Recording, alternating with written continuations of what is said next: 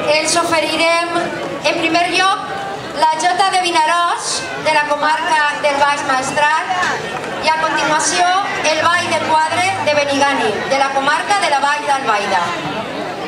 Mamá, me duele. O sea, es que...